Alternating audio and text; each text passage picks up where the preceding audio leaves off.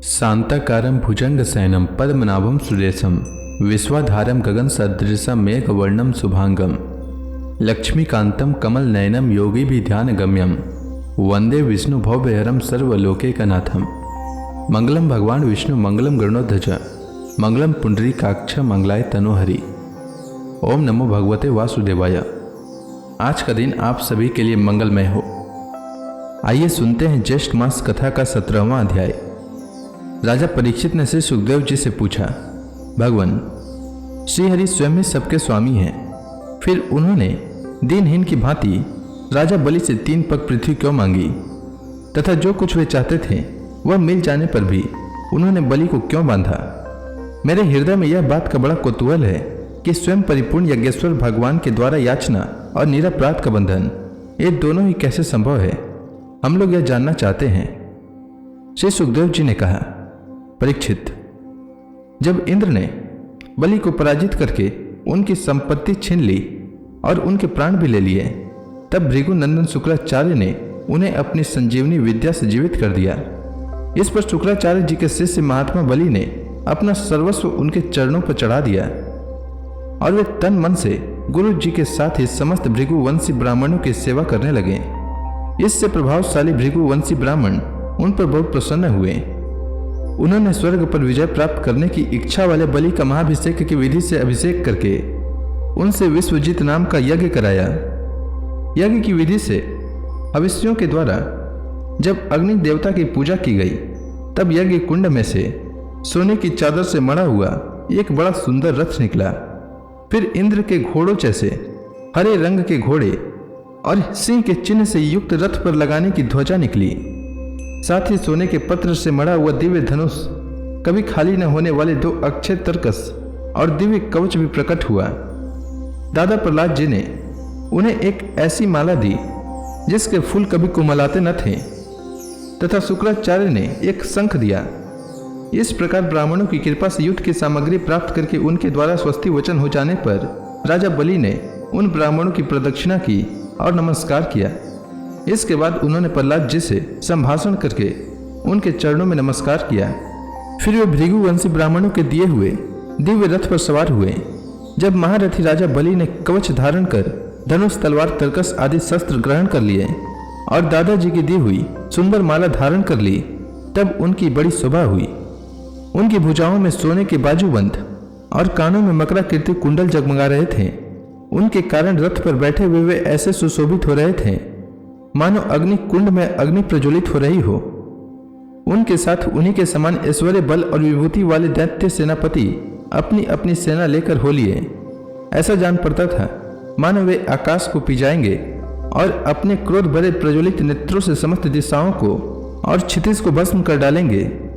राजा बलि ने इस बहुत बड़ी आसुरी सेना को लेकर उसका युद्ध के ढंग से संचालन किया तथा आकाश और अंतरिक्ष को कपाते हुए सकल ऐश्वर्यों से परिपूर्ण इंद्रपुरी अमरावती पर चढ़ाई की।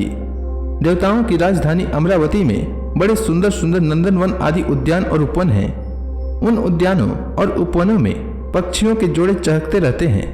मधुलोभी भौरे मतवाले होकर गुनगुनाते रहते हैं। लाल लाल नए नए पत्तों, फूलों और पुष्पों से कल्प वृक्षों की शाखाएं लदी रहती है। वहां के सरोवर में हंस, सारस, चकवे और बतकों की भीड़ लगी रहती है। उन्हीं में देवताओं के द्वारा सम्मानित देवांगनाएं जल क्रीड़ा करती रहती हैं। ज्योतिर्मय आकाश गंगा ने खाई की भांति अमरावती को चारों ओर से घेर रखा है। उसके चारों ओर बहुत ऊंचा सोने का परकोटा बना हुआ है, जिसमें स्थान स्थान पर बड़ी बड़ी अटारियां बनी हुई है। सोने के किवाड़ द्वार द्वार पर लगे हुए हैं और स्फटिक मणि के गोपुर हैं। उसमें अलग अलग बड़े बड़े राजमार्ग हैं। स्वयं विश्वकर्मा ने ही उस पुरी का निर्माण किया है। सभा के स्थान, खेल के चबूतरे और रथ चलने के बड़े बड़े मार्गों से वह शोभायमान है। 10 करोड़ विमान उसमें सर्वदा विद्यमान रहते हैं और मणियों के बड़े बड़े चौराहे एवं हीरे और मूंगे की वेदियां बनी हुई है। वहां की स्त्रियां सर्वदा 16 वर्ष की सी रहती है। उनका यौवन और सौंदर्य स्थिर रहता है। वे निर्मल वस्त्र पहनकर अपने रूप की छटा से इस प्रकार दीप्यमान होती हैं जैसी अपनी ज्वालाओं से अग्नि। देवांगनाओं के जूड़े से गिरे हुए नवीन सुगंधित पुष्पों की सुगंध लेकर वहां के मार्गों में मंद मंद हवा चलती रहती है। सुनहली खिड़कियों में से अगर की सुगंध से युक्त सफेद धुआं निकल कर वहां के मार्गों को ढक दिया करता है। उसी मार्ग से देवांगनाएं जाती आती हैं। स्थान स्थान पर मोतियों की झलकारों से सजाए हुए चंद्रों तने रहते हैं। सोने की मणि में पताकाएं फहराती रहती है। छज्जों पर अनेकों झंडियां लहराती रहती है। मोर, कबूतर और भौरे कलगान करते रहते हैं। देवांगनाओं के मधुर संगीत से वहां सदा ही मंगल छाया रहता है। मृदंग, शंख, नगाड़े, ढोल, वीणा, वंशी, मंजीरे और रिष्टियां बजती रहती है। गंधर्व बाजों के साथ गाया करते हैं और अप्सराएं नाचा करती हैं। इनसे अमरावती इतनी मनोहर जान पड़ती है मानो उसने अपनी छटा से छटा की अधिष्ठात्री देवी को भी जीत लिया है। उस पुरी में अधर्मी, दुष्ट, जीव द्रोही, ठग, मानी, कामी और लोभी नहीं जा सकते। जो इन दोषों से रहित है वे ही वहां जाते हैं। असुरों की सेना के स्वामी राजा बलि ने अपनी बहुत बड़ी सेना से बाहर की ओर सब ओर से अमरावती को घेर लिया और इंद्र पत्नियों के हृदय में भय का संचार करते हुए उन्होंने शुक्राचार्य जी के दिए हुए महान शंख को बजाया। उस शंख की ध्वनि सर्वत्र फैल गई। इंद्र ने देखा कि बलि ने युद्ध की बहुत बड़ी तैयारी की है, अतः सब देवताओं के साथ वे अपने गुरु बृहस्पति जी के पास गए और उनसे बोले, भगवान, मेरे पुराने शत्रु बलि ने इस बार युद्ध की बहुत बड़ी तैयारी की है। मुझे ऐसा जान पड़ता है कि हम लोग उनका सामना नहीं कर सकेंगे। पता नहीं किस शक्ति से इनकी इतनी बढ़ती हो गई है। मैं देखता हूँ कि इस समय बलि को कोई भी किसी प्रकार से रोक नहीं सकता। वे प्रलय की आग के समान बढ़ते गए हैं और जान पड़ता है मुख से इस विश्व को पी जाएंगे, जीभ से 10 दिशाओं को चाट जाएंगे और नेत्रों की ज्वालाओं से दिशाओं को भस्म कर देंगे। आप कृपा करके मुझे बतलाइए कि मेरे शत्रु की इतनी बढ़ती का क्या कारण है, जिसे किसी प्रकार भी दबाया नहीं जा सकता। इसका शरीर, मन और इंद्रियों में इतना बल और इतना तेज कहां से आ गया है कि इसने इतनी बड़ी तैयारी करके चढ़ाई की है। देवगुरु बृहस्पति जी ने कहा, इंद्र, मैं तुम्हारे शत्रु बलि की उन्नति का कारण जानता हूं।